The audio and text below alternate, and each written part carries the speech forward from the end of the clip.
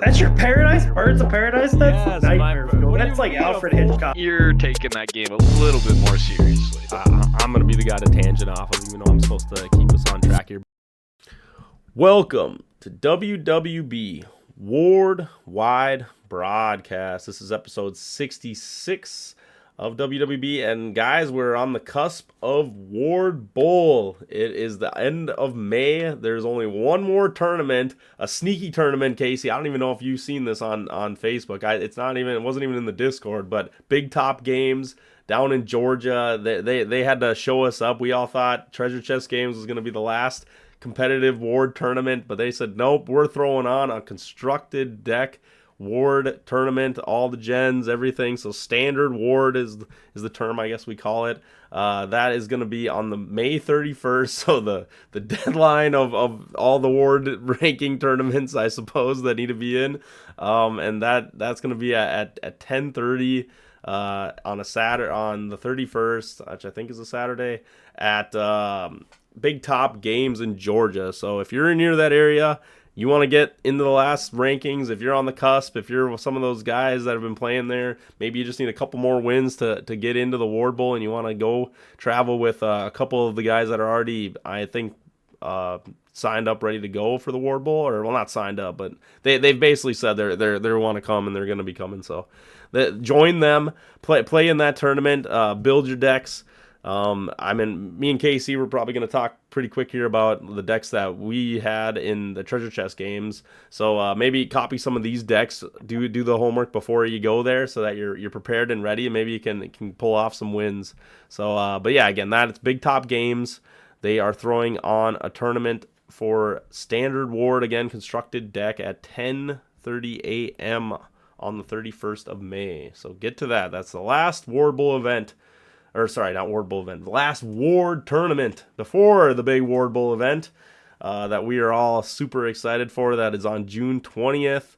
That we will kind of get to. I'll shout it out again later in this episode. But Casey, Treasure Chest Games, competitive, bring your deck, constructed standard tournament, Swiss best of threes. Just got done playing it yesterday. How were you feeling? What's your overall thoughts? So we'll just start there, and then we'll kind of jump around to talk about a little bit of the day. Yeah, I was feeling good. I thought the tournament was a lot of fun. I actually expected more people to be there. I was kind of surprised there wasn't. Yeah, we had 11 turnout. Yep. Yeah, I don't know. I thought there'd be a couple more. I think there was like kind of maybe the crew of Hibbing guys. Some of them didn't show up. That was kind of like maybe the 4 or 5 players that I was expecting that would show up there. But whatever. I mean, 11 people, good enough Yeah, turnout I've for talked running to through a couple people, and they do say the Wednesdays. Sometimes they can make it, and sometimes that Wednesday day is a little tough, which I can understand. Just the normal week schedule can be kind of hard to work in those couple hours to play there. But yeah, I'd still Yeah, absolutely. with 11 people, I still think that was a pretty good turnout. Like I said, for just like at least what I was expecting. Not that I don't want the tournaments to be bigger and bigger when you go to them, but it's just like, what, on a Wednesday, just be like, okay. And a lot of people were like, it was Memorial Weekend, so we had a holiday, and so people are on vacations and things. So it's like, honestly, I think I'll take 11 players at a tournament on a Wednesday. So go to kind of like hop over. I mean, we had a couple decent decks. I did post the rankings from off of my memory. Like I said, I'm not the one who throw on the tournament, so I don't have all the stats. So I was kind of just putting them in the Discord. But there were a couple decks. I ran. Well, let's see, what was I running? I was running the God Killer Brock's control deck. I think that's the first time God Killer Brox has really been. I mean, I know some decks kind of put him in, but I kind of made him like my focus, like big bad creature at the end of my deck. So I'll definitely touch on that. Casey, what were you running at the tournament? I was running what I call my aggro revival. I've played it in like the last like 4 tournaments now. I think that I've been in, so getting pretty familiar with it. Wish I had some more practice. I've been changing like 2 or 3 cards in it like every tournament, just really trying to hone it in and figure out what's the best thing for me to have in there. So Mhm. I don't think I've quite figured it out yet. I need more games. Yeah, I mean, hey, don't we all? I feel like again the data. Me and Billy talk about it a lot too. It's like the data is very sparse, so it's like you can only take from kind of what you're playing up against. And for a lot of times you're like, oh yeah, it would be nice to see every single matchup, but you only get what people are bringing to the table. But I'll say like as the way like Ward is now, I know we've gotten past the bounce and everything. It's like I feel like your revival aggro deck does feel pretty strong. I mean, if you want to kind of go over what it centralizes around, there's a couple key creatures that I think make it work pretty well. Yeah, I mean, I really want to kick the game off, with the aggro half of it. Like I'm dropping like Assassin and Raccoon Knight, um, hopefully on my first couple of turns.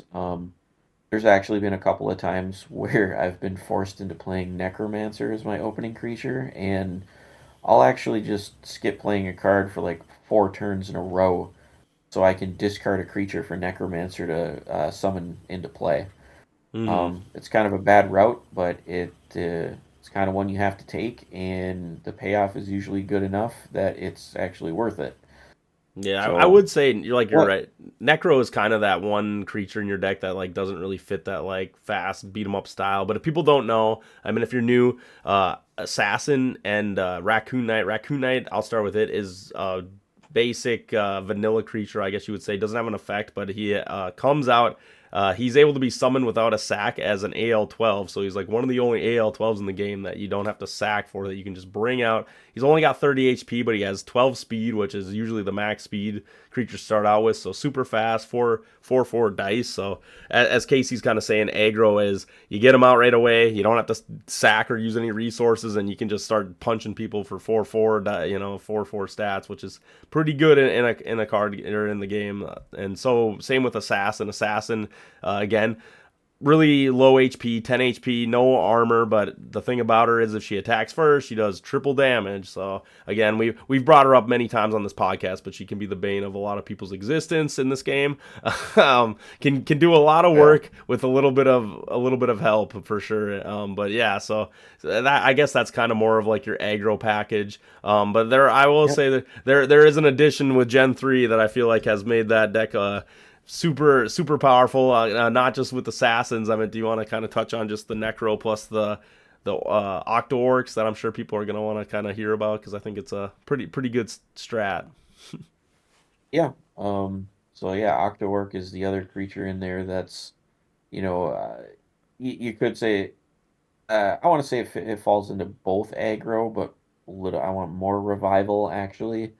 Um, I'm really just looking to get it out there as a limited summon, like bring it back, um, with Necromancer, or Undead King, because I run one copy of Undead King in my deck. So I usually try to use at least one Octo Orc as a sacrifice to playing my King, so King can get it back.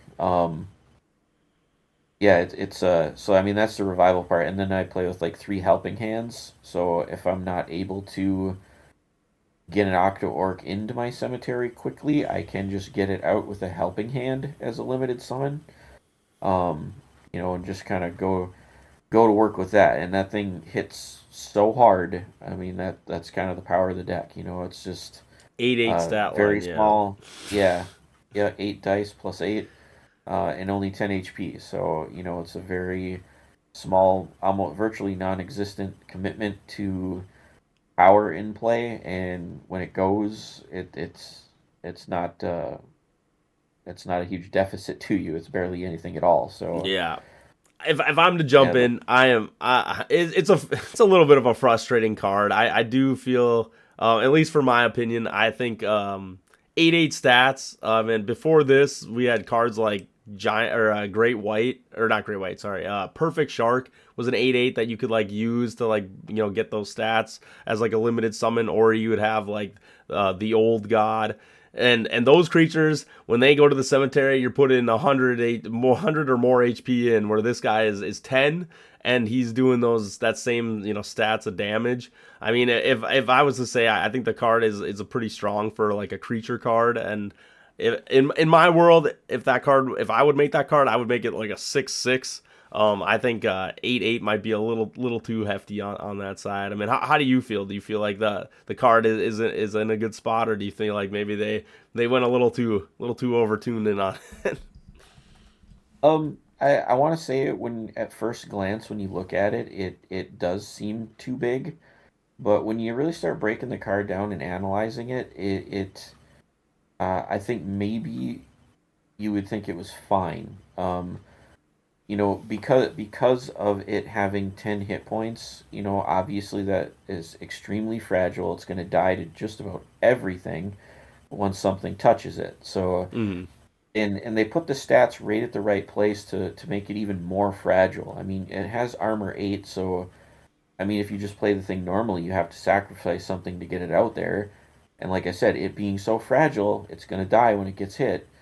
And them giving it, I think they really thought about it, giving it 11 speed, just it puts it behind so many things. Right. It just anything 12 speed is going to kill that. And you're talking your assassins, raccoon knights, any whatever, a truckload of creatures, raptor.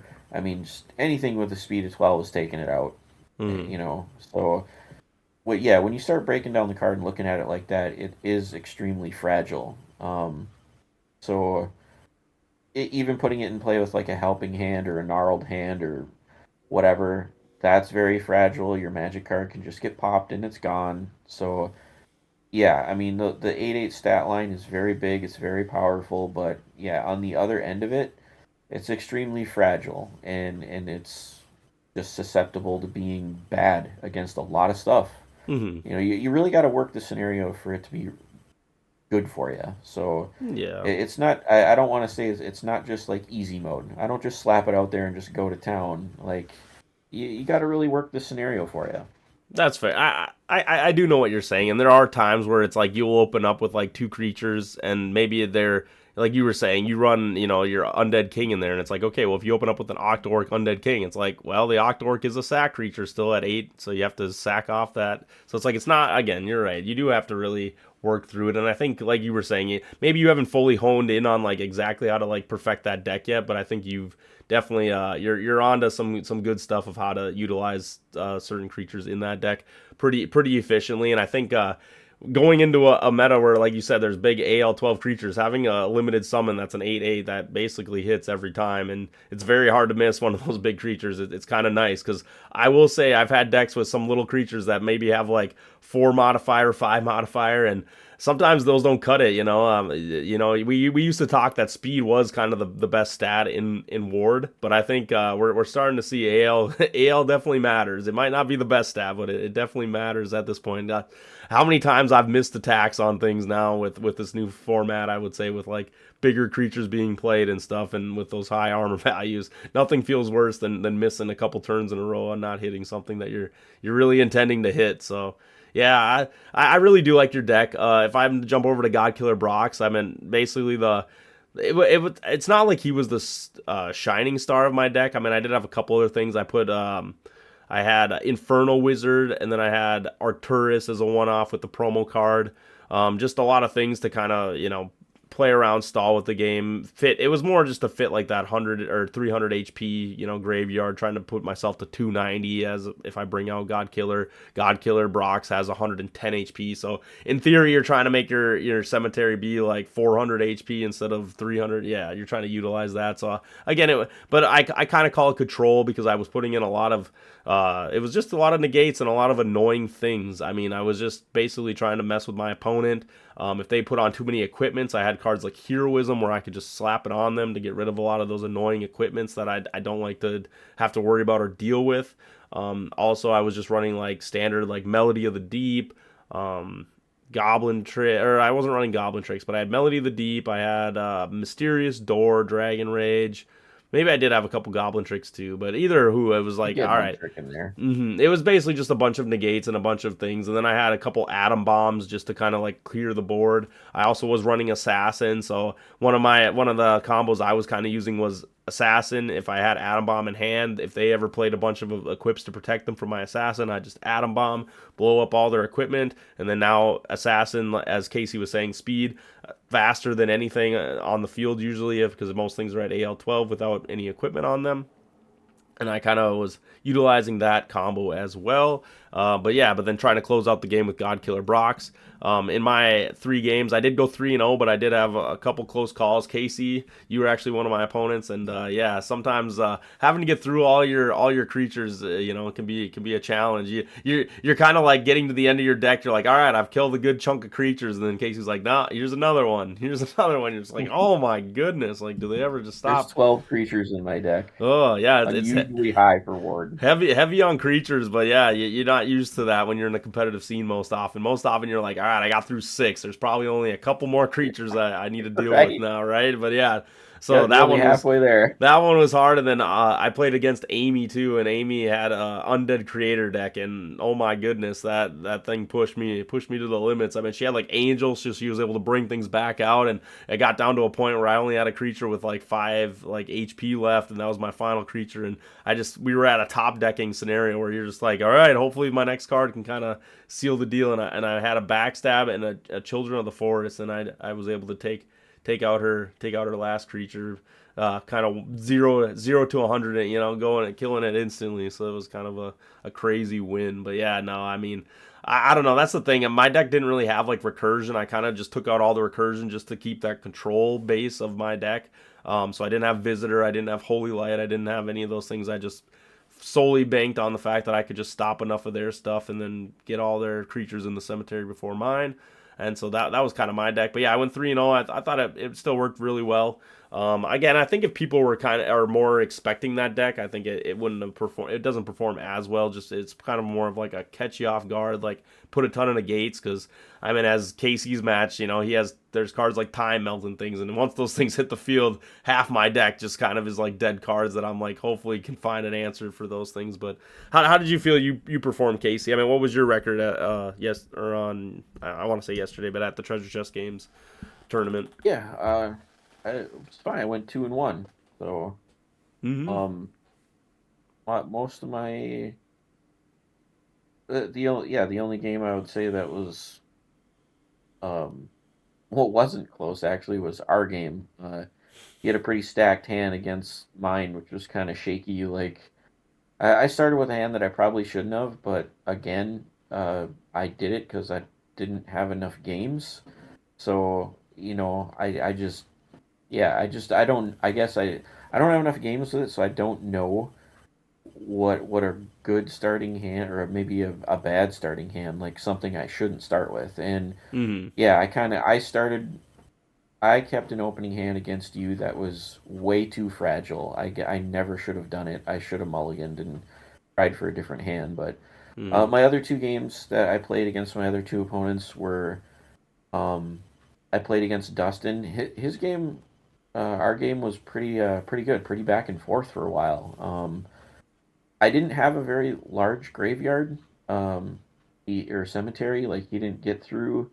He only got through like about half of my creatures, but he had a lot of resiliency to his deck too. So it was taking me a long time to kill the creatures that he did have because he kept bringing his stuff back, or he'd get him stuck to the field for a couple turns. Like ghost form would make him stick around for some extra turns that I would just kind of have to deal with. So Yeah, yeah, he and I had a I'm pretty kind of close game. curious. And when it comes to those matchups, I mean, if you look at it, maybe if you went through it a little differently, is it your deck? I say kind of gets a little bit of a cheat where it's like you can kind of put your creatures in your cemetery. Like, do you ever feel like maybe when you look back on it, it's like, oh, maybe I should just start sacking. If I'm at a point where like you can't, play your cards or whatever, it's just like start sacking your creatures into your cemetery to kind of start up your plays, or how were you feeling about that kind of play style?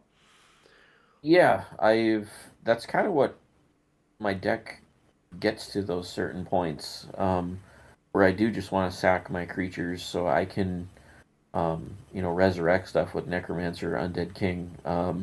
It's actually how I finished out the game against Dustin. It was my way to lock the game up on him. Is I Holy Lighted to get my Undead King out of my cemetery, and then I cast Cosmic Negation, so we can't play Magic for 3 turns. And yeah, then I dropped my Undead King back into play and resurrected Octo Orcs and that's just way too much power for I would say almost anyone to handle when Mm-hmm. you cannot play magic cards. Like you're not going to go toe to whatever creature you're dropping, you're not going to go toe to toe with Undead King and an Octo Orc. Plus, on you know the next few turns, the king could also be bringing back even more creatures beyond that. So Right. yeah, that's just a tall order to go toe to toe with that when Cosmic Negation's got you locked down. Mm-hmm. Makes a lot of sense. No, I think it's a really good. I want to call it a utility card to throw in your deck as Cosmic Negation. Like I said, it's a very powerful control card that again got Hmm. limited to one. So they obviously realized maybe they thought it was a little too good, so they didn't want to have it too crazy. But even just the one copy, as you were saying, definitely still can do some work. And then obviously, like you said, you rounded out with your last game, and I think you played Parker, and that was Cabal. Yeah, I think you were telling me Yeah, the Cabal story while we were there. You were having a good time in that match. yeah. Let me fill people in on that one a little bit. Yeah, I played Parker. I think his primary creature that he wanted to get out in his deck was Cabal War Chief. Yeah, I mean, very good. A lot of 130 hit points, right? Oh, that was certainly a test for my deck to see to really see how much power, how much damage my deck can crank out, right? So he gets out Cabal War Chief. I do run through it with the creatures that I had, some limited summons and whatever, and I got it down to 9 hit points, and I was really trying to kill it in that combat, and I didn't make it. I got it down to 9 health and had to pass the turn. Yeah. And he plays Epic Loot, and I was like, wow, here we go again. So I spent the next few turns carving through it again. Um, got it down to 70 some hit points, I think, and then he played Healing Tree on it. And I was like, oh my goodness. I was like, all right, here we go again. Because he brought it back up to like 120 health, which is almost full, right? Hmm. So, yeah, so then I started carving through him again. And I got his War Chief down to, I believe, 26 health. And he dropped a second epic loot that I couldn't How stop. are I you? was like, How are oh you my protecting your God. creatures through this? Like, who did you have out? Like Necromancers? Like, what were you doing to keep your guy alive? Because I feel like Cabal War I, Chief, if you let that guy get out of control, man, he starts to carve through your team real fast. yeah, I had Necromancer out with an Octo Orc.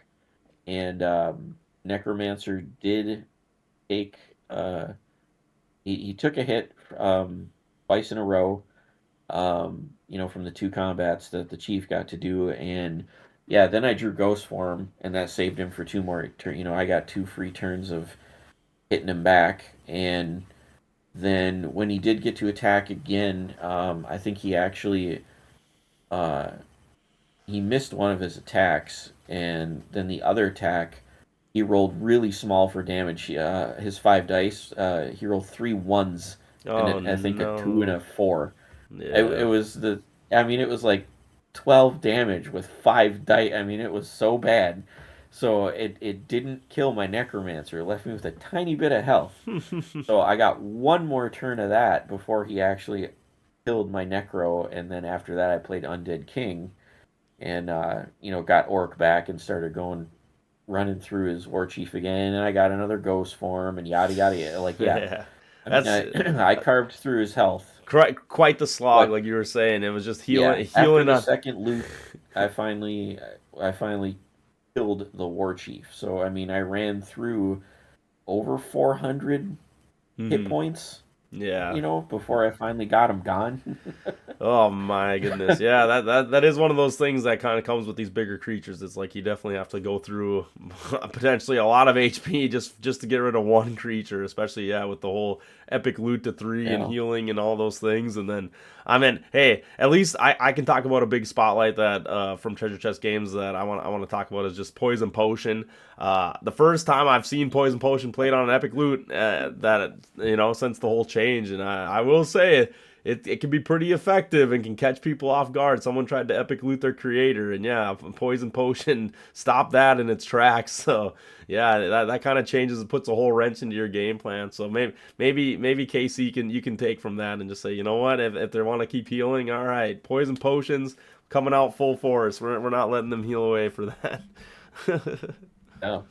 But I think that's a good place to wrap up. Like I said, Treasure Chest Games, last tournament in our area for before Ward Bowl. But again, there is Big Top Games. So again, if people are close to Big Top Games in Georgia and they want to go participate in that Ward tournament, definitely go and let us know how that goes. But with that, Casey, I mean we're winding down to Ward Bowl. I was told that maybe we should showcase some decks, and so you know what, we'll do our deck spotlights. I need to come up with a clever name for these things. I'm not really sure what we should name them yet, but people are asking to see decks. I think people maybe they're not feeling super confident about decks, or they just want to get our opinions on the decks. I mean, that's kind of where I want to talk about it. I am a little hesitant when I seen people posting about like, oh, could you guys do like spotlights or do like decks? I don't want to be shaping what people, perspective on it. I just want you to understand these are my opinions, and I think it's important that even though we will showcase these decks,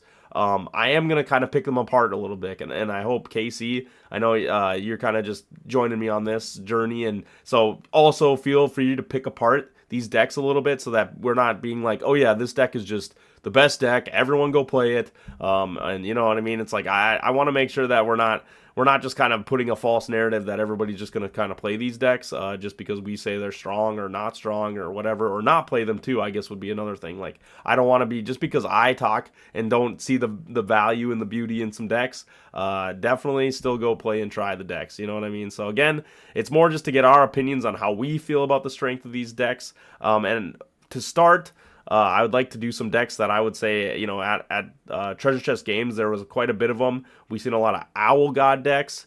There was a lot of Creator decks, Undead King Creator decks, as KC was saying, Cabal, like Mythic Creature decks. So I think a couple cool decks we could touch first. We'll start with alphabetical order. So we'll start with a Creator deck. I'm going to put the list up here on the screen. This list again of this deck is just kind of it's not like I'm saying every deck looks exactly like this. But this is just going to kind of be like a basis of which me and Casey are just going to kind of like walk through the Creator deck. If people don't know, the Creator was Gen 1 Mythic, so there's only one Mythic in every set. So there's 3 gens out right now. So this is the Creator. He's the Gen 1. He's a 10/10 AL 12 creature, 150 HP. As Ward stands, he is technically the strongest, like, I want to use the word vanilla, but the strongest creature with no effect in the game that exists. He has the most HP out of any of them, and he has the biggest stats. So what this deck revolves around is bringing that guy out.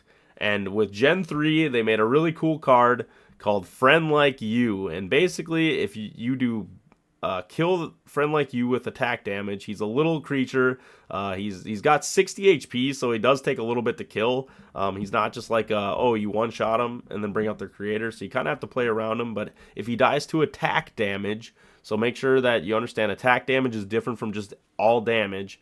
There's burn damage, there's dot damage, there's a lot of different things that aren't attack damage, but you gotta basically get your opponent to kill Friend Like You with attack damage, and then you are allowed to search your deck or from your hand, play a Creator straight to the field. Why that is so impactful is the Creator does have a little clause in his summoning requirement. He takes 3 sacks normally, so you'd have to sack off 3 creatures to bring him out normally. But with this Friend Like You card, it's a legendary card from Gen 3 that they made. You basically get to bring it out for free, is kind of the way we call it, right, Casey? I mean, it's not exactly for free, but for free, you're getting a sack creature for free. And so basically the whole deck is built around the fact that you're going to try to first use a Friend Like Me. I know a lot of people are kind of getting on the strat of like heroisms, cosmic negations, just things to basically force your opponent to not be able to kill him with magic or creature effects. And then you basically, once he dies, the Creator, it comes out. Real quick, Casey, what are your thoughts? How do you feel about the Creator deck? Yeah, I mean, I feel like that it's pretty strong. Like I've only actually played against it once, with my aggro rival deck that I've been using a lot lately. Hmm. Um, yeah, it's I see the strategy there. It's very attractive because the Creator's the largest creature in the game. Everybody wants to play it. Now there's an easy way to get it out. So yeah, it just seems like a lot of fun. Just play the biggest guy. So, Mm-hmm. um, but yeah, I mean, beyond that, there's a lot of strategy that comes with it because yeah, you really do have to protect it. Even though we don't have bounce cards, just get them off the field like instantly anymore. Like you still really got to protect the guy because I mean, there's just lots of ways to mess things up for your opponent on that. A Steam Knight Blaster jumps to mind. I mean, if you put that on a creator, he just shrinks to a 3/3. Like, Mm-hmm. that's just so low tier at that point. Right. So, um, yeah, putting heroism on him to protect it is, yeah, obviously a really good thing. The whole, like you said, the epic loot poison potion instant kill a creator was a pretty crazy play that we saw. Mm-hmm. So yeah, like you said, even though he's the biggest guy out there, like still really fragile to a lot of things. Doesn't just mean you're gonna win. So Mm-hmm. No, I kind of like where you're going with that.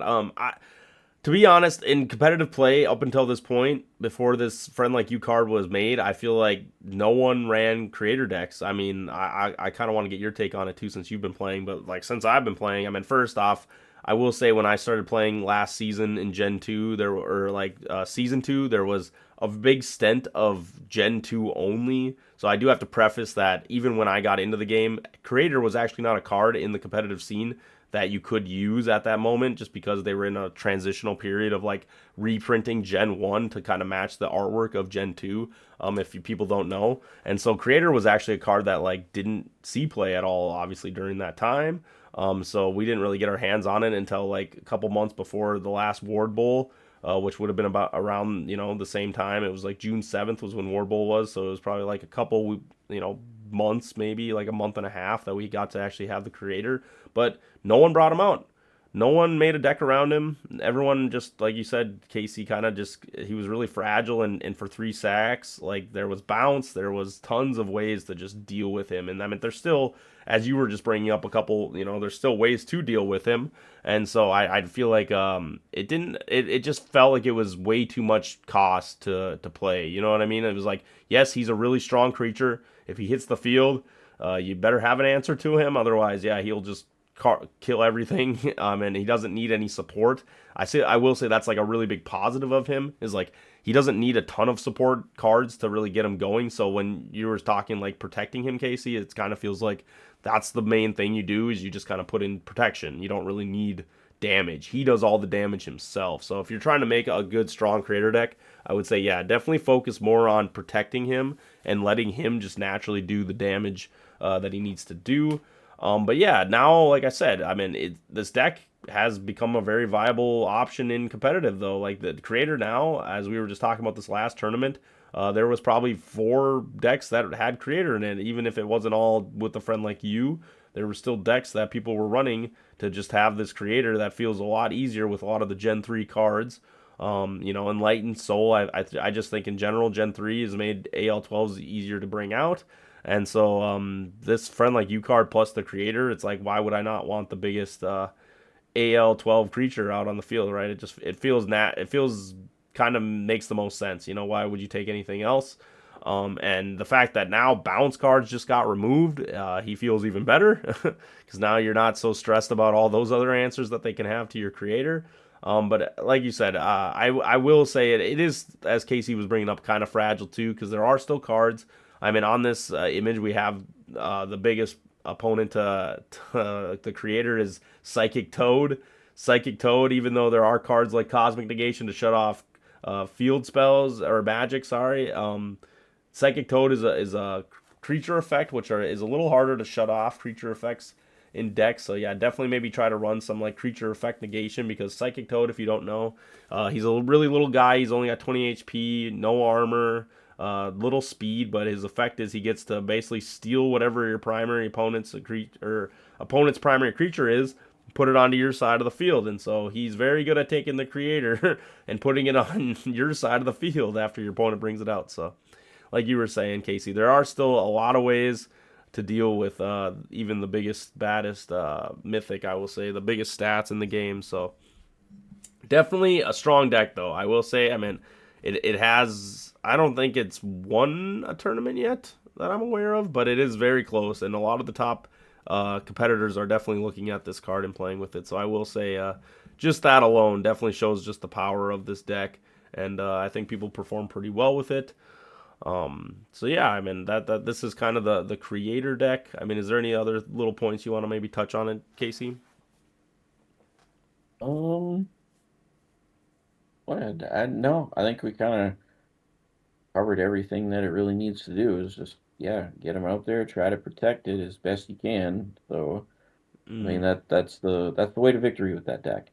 Get yeah. a creator out there and protect them. So That's fair. I will say yeah, it when I know you come from Magic, Casey, but there are budget. There's definitely tiers of like expensive decks. I will say having two creators or multiple creators, and then also friend like you is a legendary.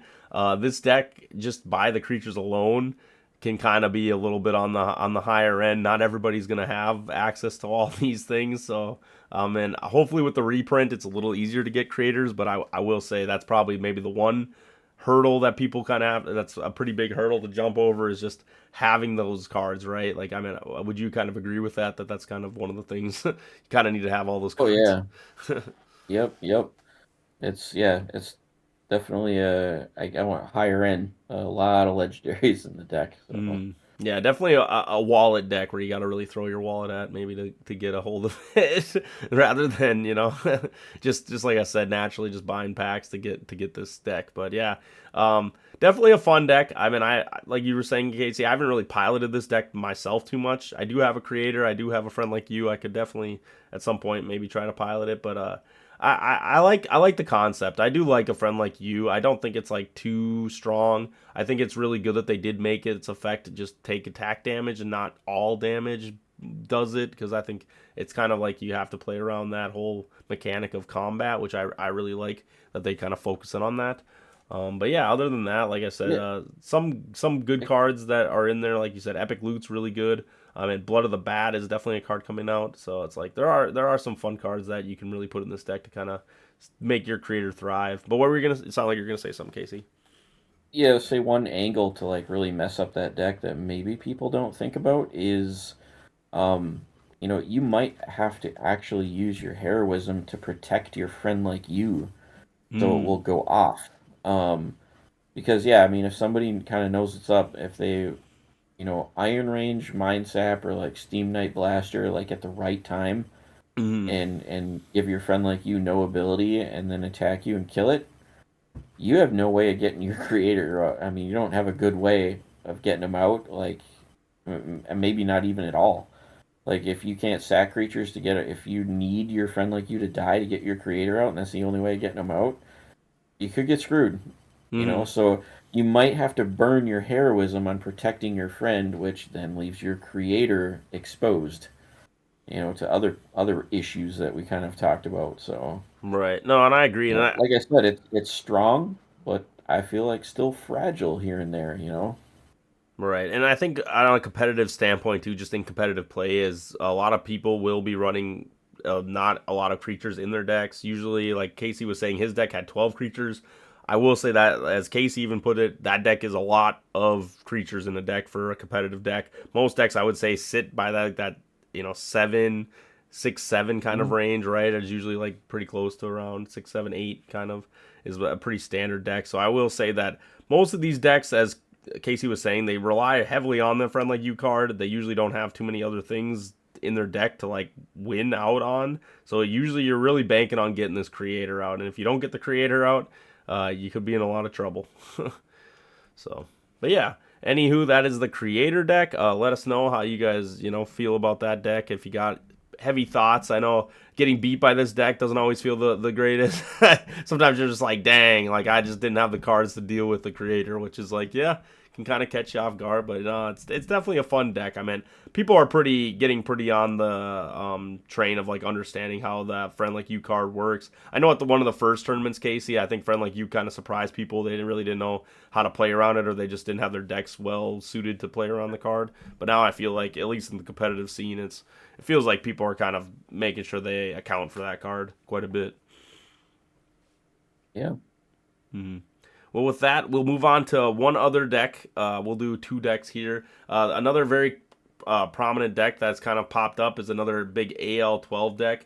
This is Owl God, I would say, like, deck. It's kind of just heavily based around the Owl God. I have a card in here. It's Moon Owl, but there's actually the promo card Night Owl. They don't have it on Untab, which is the site I use. So I guess I could have pulled an image and slapped it on there, but I didn't. So we'll just act like that is the Night Owl. And the Night Owl, if people don't know, is a card that basically when it's summoned on a summon effect, it gets to search for any Owl card in their deck and change one card from their hand, or take a card from their hand, put it in their deck, and then take that Owl card out.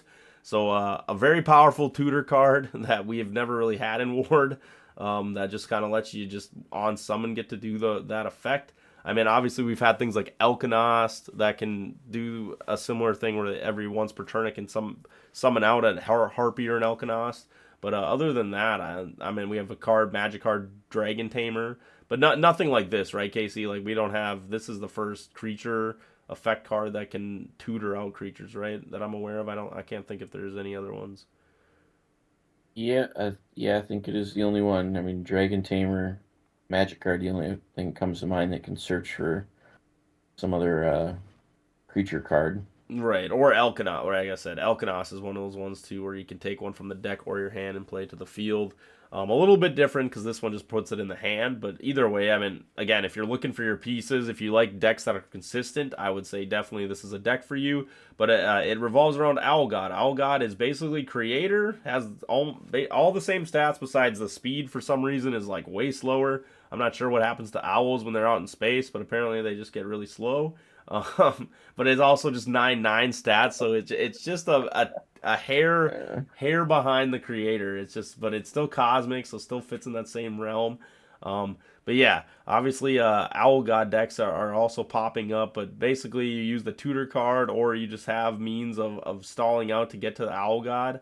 And then they have, they just kind of have the whole owl theme put into them. But plus, I see a lot of people running that Necromancer, kind of like your deck, where even if their Owl God gets killed, it's like, okay, here's another way to bring the Owl God back. They also revolve around just, again, putting the Owl God doesn't need a bunch of buffs. So again, another one of those protection decks where you kind of get to protect, keep it alive. But other than that, you kind of just smash into them with the Owl God and hope that they don't have answers. Again, not a deck that I've piloted too much. I will just say owls in general, besides Owl God, feel a little lackluster in my opinion. Like, I don't think there's like a great owl. I know Joe will probably be going crazy listening to this episode, but I honestly think a lot of the owl cards are pretty well statted. I don't want to say they're super weak. I think there's a lot of good owl cards, but I also think they kind of don't. You're not usually like, here, let me just put an owl in my owl card in my deck. Just normal decks. Usually it's only in this one deck where you're gonna be like, here, I want owls. What's your thoughts on the owl god deck, Casey? It's strong. It might actually be stronger than the creator deck. Ooh, It's hot certain. take. Yeah, Ew. Oh, all yeah. right. Why is The that? owl deck is faster. Like by a lot. Sometimes, I mean, the creator one, you got to get your friend out there, and it's got to go through X amount of combats to get killed. Mm-hmm. I mean, that could be, I don't know, 1 or 2 turns if you're lucky that your opponent could kill it that fast. But I mean, that's usually not the case. It seems like it's more 3, 4, or 5 turns before that thing gets killed. Like, I have played against the Owl God where somebody has literally played their Owl God on like the second turn. And Hmm. it's like, holy crap, I'm off to the races with this already, pounding me on turn 2. It's like, woof. I'm like, I need to get my strategy together, and I need it like now. Yeah. So I've actually had the Owl God deck beat me up a lot more than a creator deck has, just because it's fast. Mm-hmm. Um, the ease of playing the Owl God is just a lot easier to play, and just that one dice, one modifier difference from a creator, not that big a deal. I mean, it really feel like they're the same power level, and it's just a lot easier and a lot faster to get an Owl God out. That and even the hit point commitment is actually, I think, smaller. Getting the Owl God out. I mean, friend like you is 60 going in your cemetery. You sack two little owlets and there's 20 health in your cemetery. I mean, you got an Owl God out there pounding on you. I mean, Mm-hmm. it's just No, and you and know. I think you're bringing up a good point too of like these decks that we brought up. I mean, the creator deck too, along with this owl deck, they both have ways.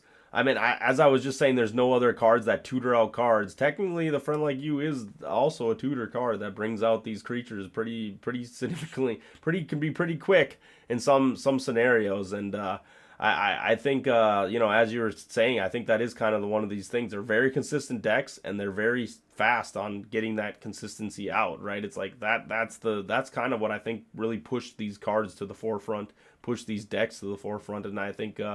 They definitely are going to be decks that are really hard to topple because, again, like you said, you could run a different AL12 deck, but I just don't think that because of suddenly these cards that really enhance the decks, that it makes them a lot more consistent and a lot harder to outpace with even other AL12 decks that don't have consistent means of getting their cards. So yeah, I think that's kind of where these decks stand. That's why I think they are starting to pop up in the meta. That's why people are liking them, right? It's like everybody's wanted that fantasy of getting out the creator easy and consistently and not having to deal with getting around the 3 sacks. Same with this Owl God. It's a similar card. You need 3 sacks unless you use owls, right? So it's like everybody wants to get to their stuff cheaper and more efficiently. It's like me when I'm buying gas and things. I'm always trying to find the cheapest way to get my value out of them. And I think that's kind of what these decks kind of feel like a little bit. I will something we didn't bring up with the creator deck, but like you were saying, even if you protect them with heroism in these cards, even heroism has counters to destroy or to like get rid of them. There are cards, again, I like to preach these cards.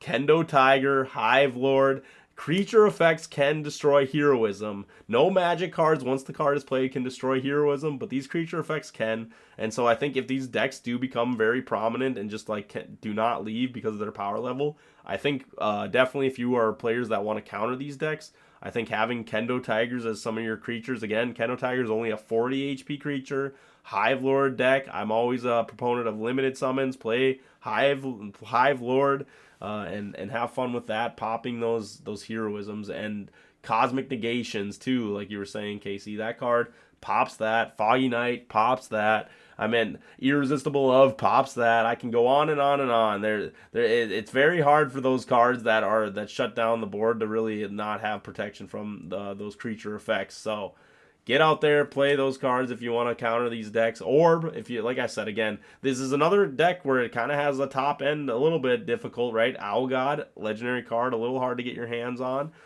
So it's like, if you want cheap budget ways to deal with these decks, run Kendo Tiger, run Hive Lord. They're all uncommon cards, and they pop all that stuff. So yeah, I'm a big proponent of those answers to this deck. But either way, even if people have those counters, they still got to find a way to deal with these big creatures. And like you said, with the new changes, with not as many options, these decks definitely kind of have taken over the meta a little bit, at least for our competitive scene. I am curious, with those big top games, see what they're kind of looking at for strong decks. But yeah, not really my play style. I mean, Casey, how do you feel about these decks? Are they kind of your play style at all, or not really? No, they're not my play style. It's kind of funny is, in fact, the deck that I'm using seems to be uniquely good against AL12s.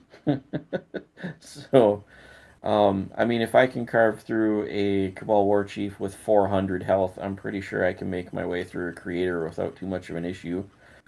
So, Mm-hmm. yeah, I'm not just play all the biggest AL12s kind of guy. I don't know, maybe like having one in my deck to do something big, you know.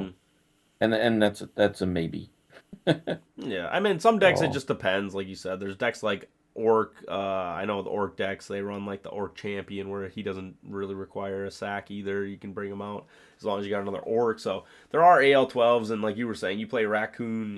Like AL12 just kind of inherent. But you know what I mean. There are those cards that are like that it, that don't cost a whole heck of a lot. But again, You definitely just have to really think through your deck when you're playing those cards. And so that is one thing I will say. Just like a lot of people maybe aren't used to sacking.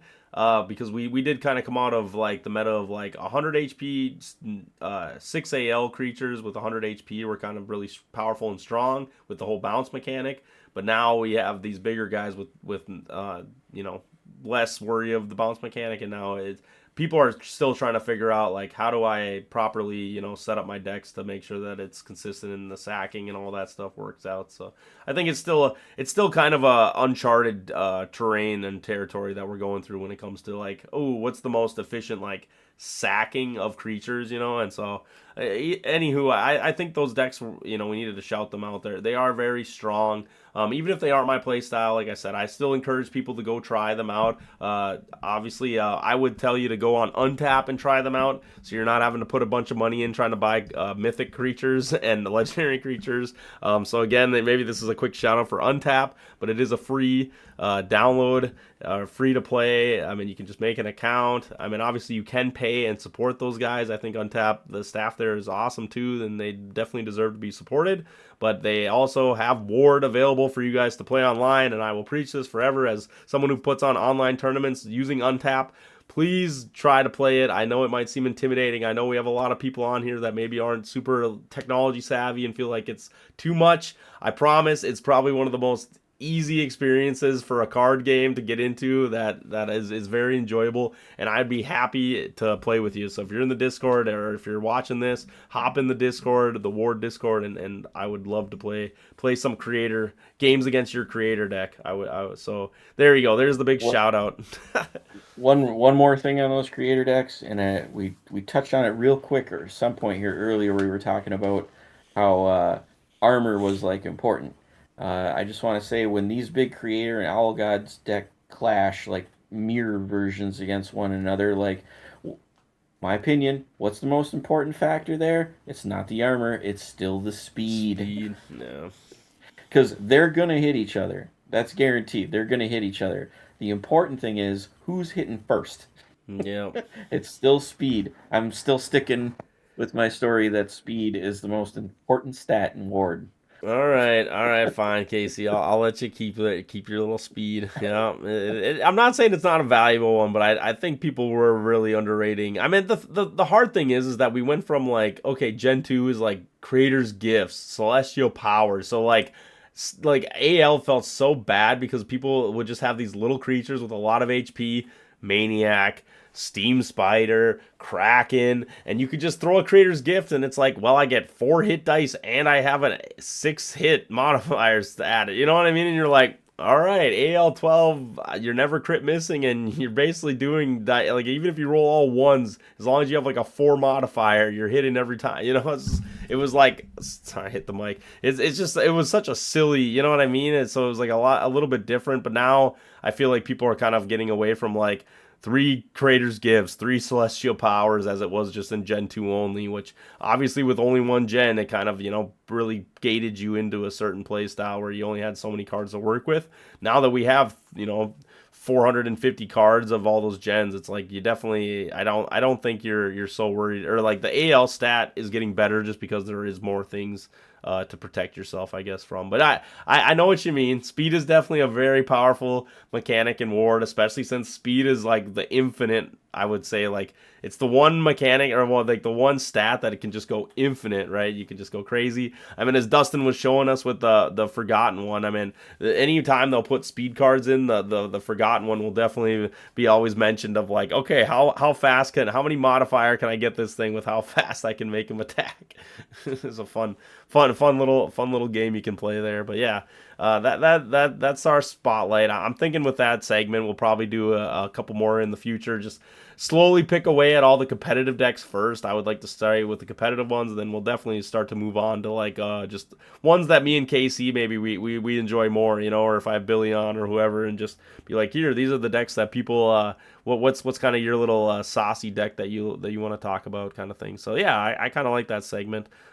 Good talk with that. I do want to make sure we get in the Ward Bowl. We're already hitting a pretty long time here for our podcast, but we're gonna throw in Ward Bowl. Casey, you getting sick of talking about Ward Bowl yet? Never. Never. Well, now it's even closer. We only have one more week before registration. Again, registration is June 6th to the 13th. I know some people were asking the Discord, how do I register? I'm pretty sure all you have to do is like contact the ward staff, their email, and basically just say, I'm registering for Ward Bowl. Here's my name, all of that stuff, so they can double check, make sure that you're, the rank you say you are, and you're the person you say you are.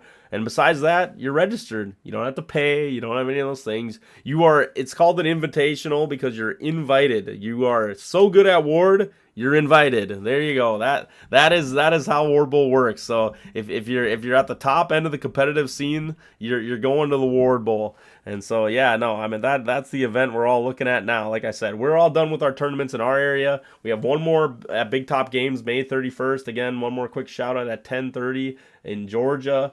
So make sure to get out to that one. But other than that, we're basically solidified for it. I'm sure after May 31st, we're going to get the full rankings of where everyone sits.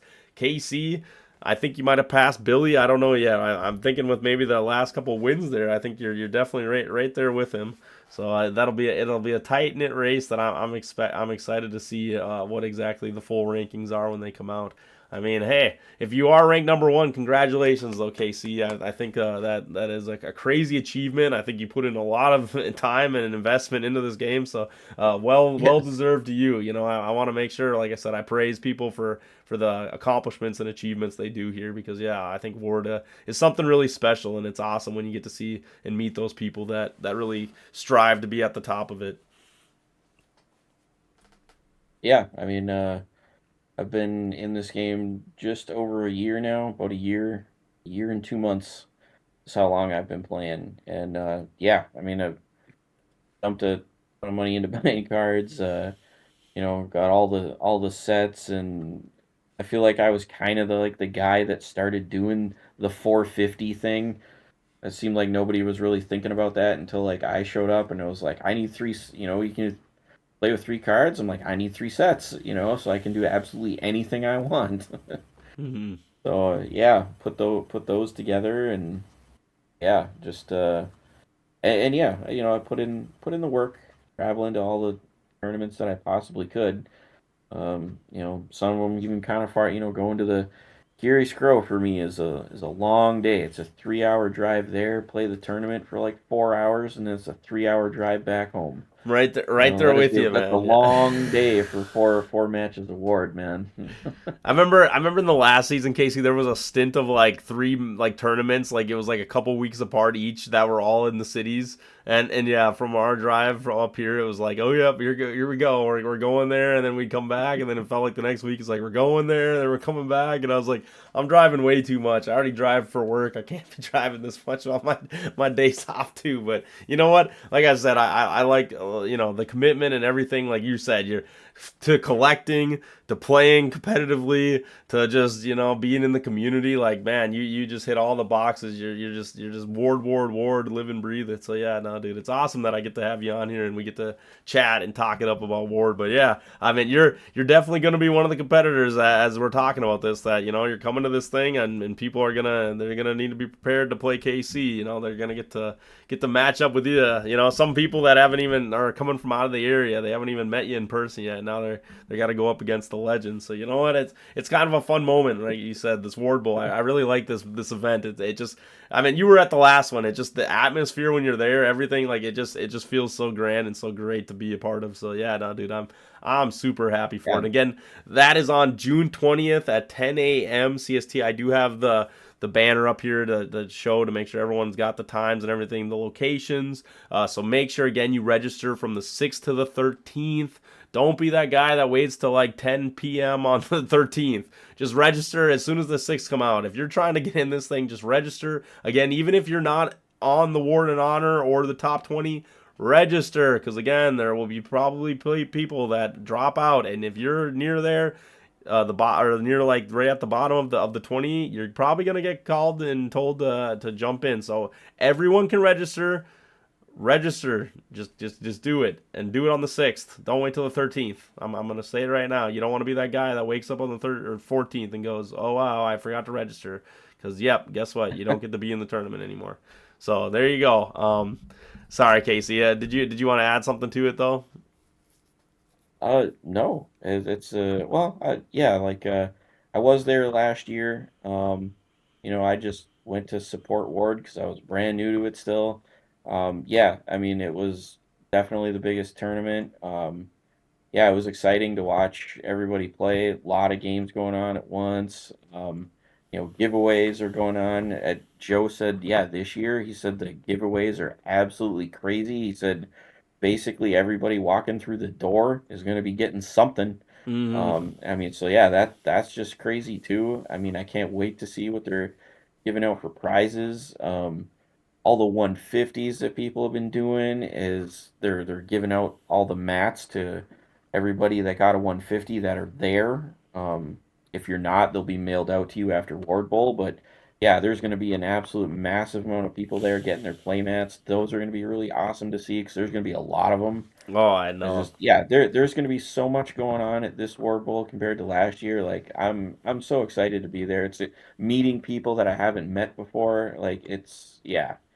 Or Just even so seeing the much going familiar on. Yeah. faces, though just it like that was even for the last tournament here, yesterday. It's just I don't know. It's something about you just get to have that event where you get to meet see all the guys. Just like yeah, we come together for these things. I don't know. It is really really nice. I really like that aspect of it. And like you were saying, a lot of giveaways, a lot of stuff going on at the Ward Bowl. On top of that, the crack pack, which has never been done before. There is the Ward Bowl Junior is also going to be running alongside the Ward Bowl. So yeah, make sure that that's at the same exact time at 10 a.m. So if you want to get in the crack pack, if you did not make it, if you're not, like kind of like Casey was saying last year, he wasn't, participating because he kind of was just new to the game. Even if you're new to the game and you're coming to support Ward Bowl, go there and play in the crack pack. You don't need anything. You just pay for your 3 packs, and then you start up and you play. And as Casey was saying, you get to play against some of the best players around. You get to meet a bunch of new people in the Ward community. So a great opportunity and tons of giveaways. All these things that could be there for you. So yeah, no, like I said, it's going to be a great time. If you're not aware, the winner of the Ward Bowl and the runner up are going to be on the Rise of the Podcast with Kara and Jeremy. So that is also a fun little thing that happens afterwards. So again, make sure that you're hooking up. If you haven't yet subscribed or like looked up the Rise of the Podcast, make sure you do that beforehand so that you're not like last second maybe not finding it. It's pretty easy to find them. I know in the announcements on the Discord. If you're not in the Discord, they post the Rise of the Podcast a lot, so it's easy to find their link there. But if not, just look up the Rise of the Podcast. I think they do their stuff through YouTube. So if you just look on YouTube, look Rise of the Podcast, you'll find them. But again, it's by Kara and Jeremy. But no, they'll be throwing that on after. I'm trying to think. Am I missing anything else, Casey? Other than One one more little thing. With all of those Ward players being all there in that one room, it is going to be the hottest day of Ward training or trading that you will be at. mm-hmm. Just everyone there. I mean, yeah, you could probably find just about anything you want. Right. You'll get it from somebody. Yeah, Yeah, you so got it'll be the hottest day of trading in Ward for you, sure. you got to call it like it's kind of like a Ward convention. We're all just coming Yeah. together, and you got it. And yeah, I will be honest. I don't normally always bring all my collection, or I shouldn't say all my collection. Obviously, I don't usually bring a bunch of common uncommons and all that stuff. But I bring a good chunk of my collection to Ward Bowl just in case. Like you said, there are people that show up that are like, oh yeah, I want to get my hands on something, and then you're like, okay, well here we are. This is you get to know exactly where I'm at. So now you got my attention, and make that trade that you want to make with me for sure. Yeah, so there you go. We'll shout it out too, and sign autographs, Casey, right? Where me and you will be standing, we'll be charging $20 an autograph. But the ward Right? staff will be. Yeah. They'll be charging. So yeah, if you Yeah. want to get a ward staff autograph, I don't know what their rate is now. I'm sure it just keeps going up and up. So you'll be paying. Oh, and that's another thing I forgot to mention. If you do not have promo cards, the Gen 3 promo cards, I don't know if this goes for all the promo cards. I think it would be really cool if it did. But I just know the Gen 3 promo cards, will be selling them at the Ward Bowl. That Joe basically stated that he didn't want competitive, like, oh, if you can't get a hold of the cards because you don't play at the tournaments. He doesn't want that to be a factor of why you feel like you're going to lose the Ward Bowl. And so they will be selling them for $50, kind of a steep price, but at $50, if you want to get, maybe you only need that one promo that you need to put in your deck that will work really well with your deck. $50, not a bad price. I will gladly pay $50 to kind of take home the prize if that's the case. So make sure you show up a little bit early so you can buy those promo cards before the Ward event starts.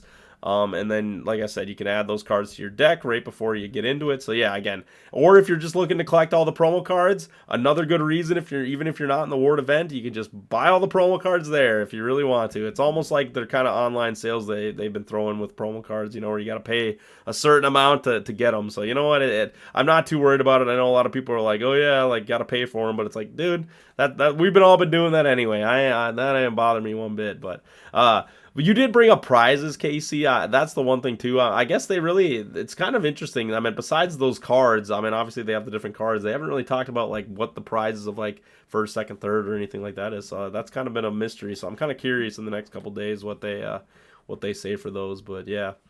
With that, I think that wraps up Ward Bowl. And, yeah, so with that, I think that also might just wrap up the episode, unless you got any other final thoughts that you'd want to bring up, Casey, before we wrap up here.